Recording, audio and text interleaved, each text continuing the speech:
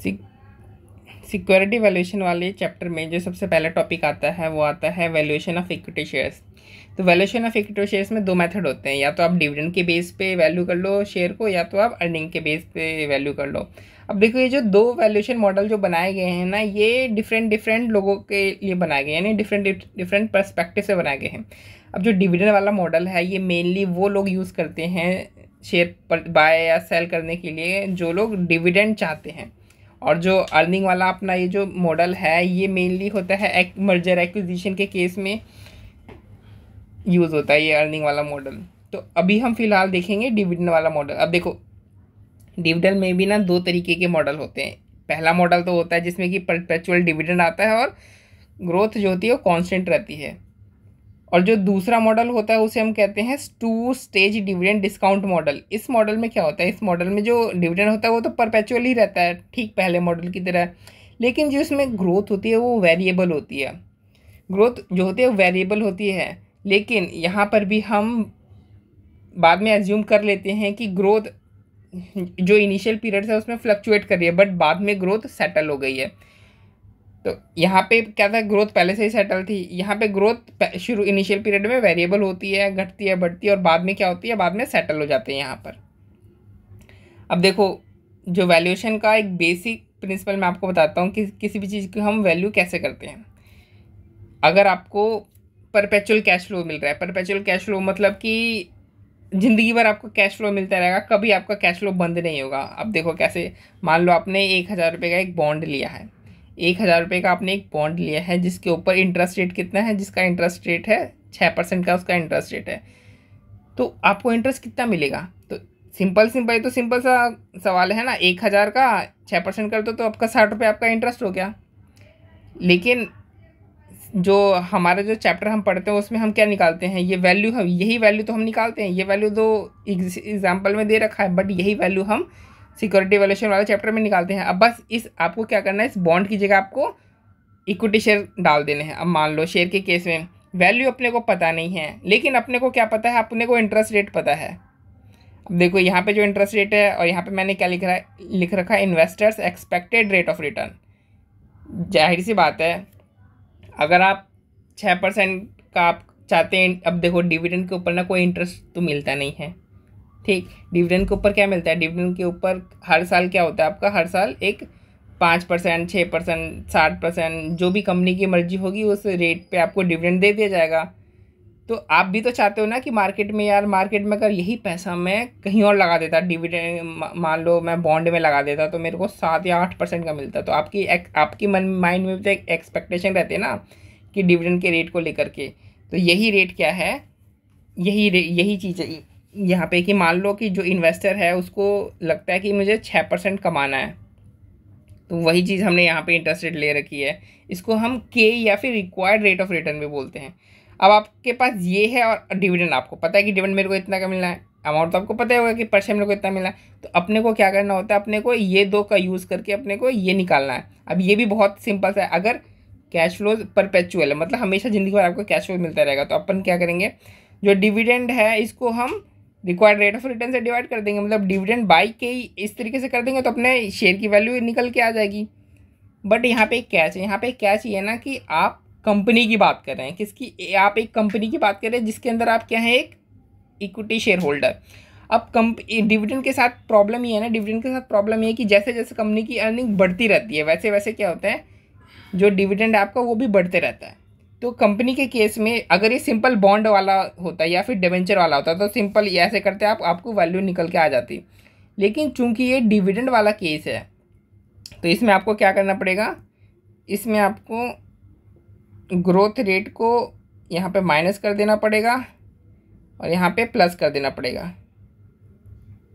बस आपने ये करना है, ये इसलिए ग्रोथ रेट को हम प्लस माइनस क्यों कर रहे हैं, क्योंकि ये किसका केस है, एक डिविडेंड का केस है, ये एक इक्विटी शेयर का केस है, किसी बॉन्ड या डिवेंचर का केस नहीं है जिसके ऊपर आपको फिक्स इंटरेस्ट रेट मिलता रहेगा। इसमें आपको अर्निंग जैसे जैसे ग्रो करेगी वैसे वैसे ही आपको जो डिविडेंड है उसमें आपको ग्रोथ रेट मिलती रहेगी और आपकी जो एक्सपेक्टेशन है उसमें भी थोड़ा बहुत चेंज होता रहेगा।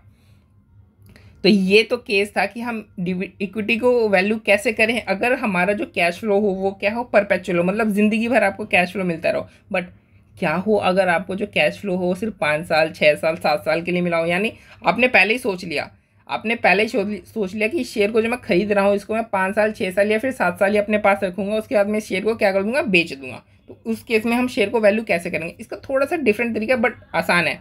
देखो, किसी भी चीज़ की परचेज कॉस्ट क्या होती है, किसी भी चीज़ की परचेज कॉस्ट होती है जो उससे आपने जो टोटल बेनिफिट आपने डिराइव किया है, ठीक है। अगर मैं इसको फाइनेंशियल टर्म्स में बोलूँ तो जो टोटल कैश आउटफ्लोज है वो टोटल कैश इनफ्लोज के एटलीस्ट तो बराबर होना ही चाहिए। अगर टोटल कैश जो इनफ्लोज है अगर वो ज़्यादा है तो बहुत बेहतर है, तो बहुत बेहतर है, ठीक है। तो आप जो मैक्सिमम जो परचेज कॉस्ट दोगे वो कितनी दोगे, वो टोटल इनफ्लोज के बराबर ही वो दोगे ना, ठीक। लेकिन यहाँ पे प्रॉब्लम ये है ना कि अपने को जो कैश फ्लोज मिलेगा ना वो एक साल में नहीं मिलेगा कि आज आपने पैसे दिए और आज आपको कैश फ्लोज मिल गया। ये फ्यूचर में आपको आता रहेगा 5 साल 6 साल जितने भी साल के लिए आपने इन्वेस्ट किया वो हर साल आपको कैश फ्लोज आता रहेगा। तो अपने को क्या करना पड़ता है, अपने को ये जो इस फ्यूचर के जितने भी सारे कैश फ्लोज है ना इसकी प्रेजेंट वैल्यू अपने को निकालनी होती है। तो हम क्या करते हैं, डिविडेंड, देखो जो कैश फ्लो इनफ्लोज जो आपको मिलेगा ना उसमें 2 तरीके के होंगे। एक तो जो भी डिविडेंड इंटरेस्ट जो भी आपको अनरोली मिलेगा वो तो मिलेगा ही मिलेगा, प्लस जब आप इन्वेस्टमेंट के लास्ट में जब इसको बेचोगे तो उससे भी तो आपको कुछ इन्फ्लो होगा। तो यानी 2 तरीके के इन्फ्लोज होते हैं जब आप लिमिटेड पीरियड के लिए इन्वेस्ट करते हो। तो ये जो भी इन्फ्लोज है इसको हम क्या करते हैं, प्रेजेंट वैल्यू फैक्टर से इंटू कर दो तो आपका क्या आ जाएगा, टोटल प्रेजेंट वैल्यू आ जाएगी। ये टोटल प्रेजेंट वैल्यू क्या है आपकी, ये टोटल प्रेजेंट वैल्यू आपकी परचेज कॉस्ट हो जाएगी, ठीक है। हमने यहाँ पे देखा जो टोटल कैश इनफ्लोज होती है वो टोटल कैश आउटफ्लोज के बराबर होनी चाहिए, लेकिन चूंकि यहाँ पे ये कैश फ्लोज फ्यूचर वाली है तो यानी फ्यूचर की जो कैश फ्लोज है उनका पीवी कर लो, वो आपकी जो है वो मैक्सिमम आपकी कॉस्ट हो जाएगी। उससे ज़्यादा आप या जितना आपको इनफ्लो मिला नहीं उससे ज़्यादा आप क्यों पे करोगे किसी को, है ना। तो ये जो हम जो यहाँ पे जो परचेज कॉस्ट निकाल रहे हैं क्या है, मैक्सिमम है, ये क्या है मैक्सिमम, इससे ज़्यादा आपको पे नहीं करना चाहिए। अब देखो, अब जो फ्यूचर जो कैश फ्लोज आते हैं उसको अपन डिस्काउंट करते कैसे हैं, देखो ईयर, जितने ईयर के लिए मान लो यहाँ पे हमने 3 साल के लिए हमने क्या किया था, 3 साल के लिए हमने इन्वेस्ट किया था या 3 साल के लिए हमने शेयर खरीदा था, तो तीनों साल का कैश इनफ्लोज ये 10 रुपये का जो एनुअल डिविडेंड आपको मिलता है और प्लस ये सेल्स प्रोसीड यहाँ पे ये इन्वेस्टमेंट पीरियड के लास्ट में आपको मिलेगी सेल्स प्रोसीड। इसको आपने क्या किया, इसको हमने प्रेजेंट वैल्यू जो फैक्टर से हमने इंटू कर दिया। अब ये प्रेजेंट वैल्यू फैक्टर आया कैसे, देखो आपका जो भी यहाँ पे ये इंटरेस्ट रेट था ना, ये इसी का हमने प्रेजेंट वैल्यू फैक्टर यहाँ पे ले लिया है। अब ये प्रेजेंट वैल्यू फैक्टर कैसे इस तरीके से काम करता है, जैसे 1 साल बाद आपको मिलेगा तो आपने 1 डिवाइडेड बाय 1 प्लस के, यानी जो आपका भी जो भी रिक्वायर्ड रेट ऑफ रिटर्न होगा उससे इंटू कर दो। अगर 2 साल बाद कैश फ्लो मिलने वाली है तो आप इस तरीके से नीचे 2 बार लिखोगे, तीसरे साल मिलने वाले तो आप इधर से 3 बार इस तरीके से 3 बार करके डिस्काउंट करोगे।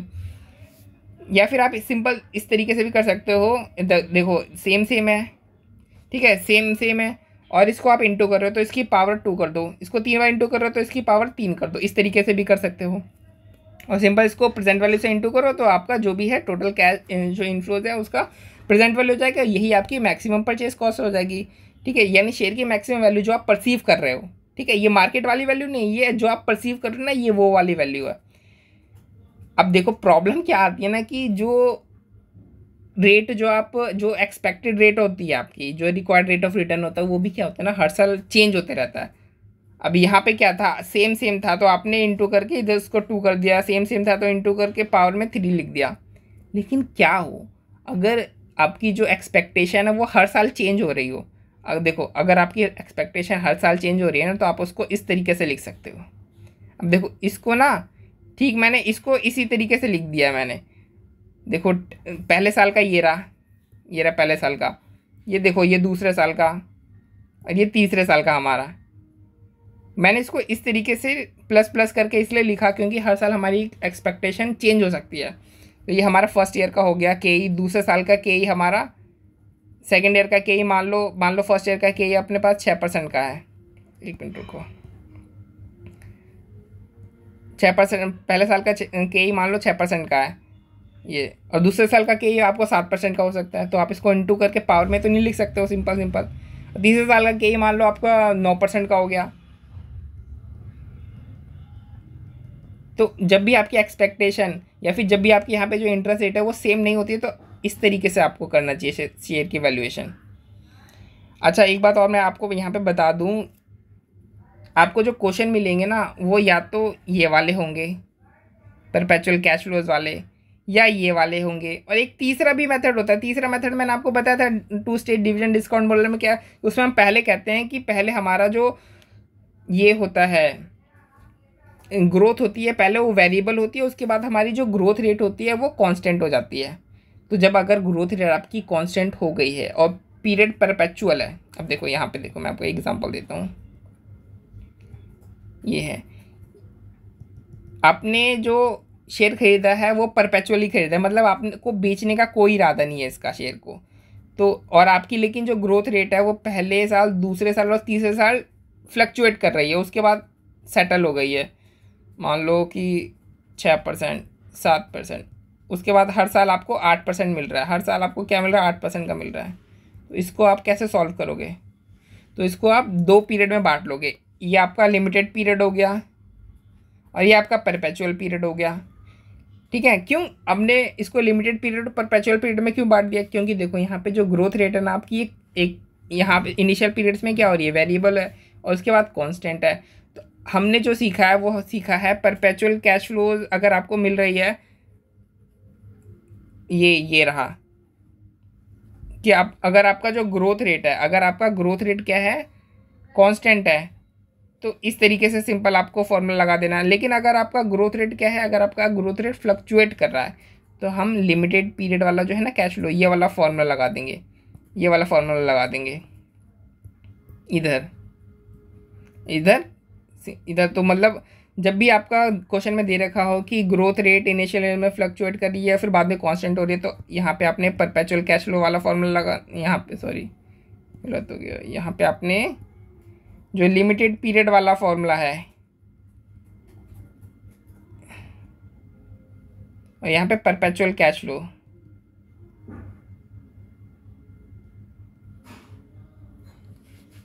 वाला जो फॉर्मूला है, और फिर इन दोनों को प्लस कर देना, फिर टोटल आपकी वैल्यू आ जाएगी, है ना। फिर टोटल वैल्यू आ जाएगी और पीवी कर देना, सिंपल सा आपका निकल के आ जाएगा प्रेजेंट वैल्यू शेयर्स का, यानी शेयर की वैल्यूएशन आराम से हो गई।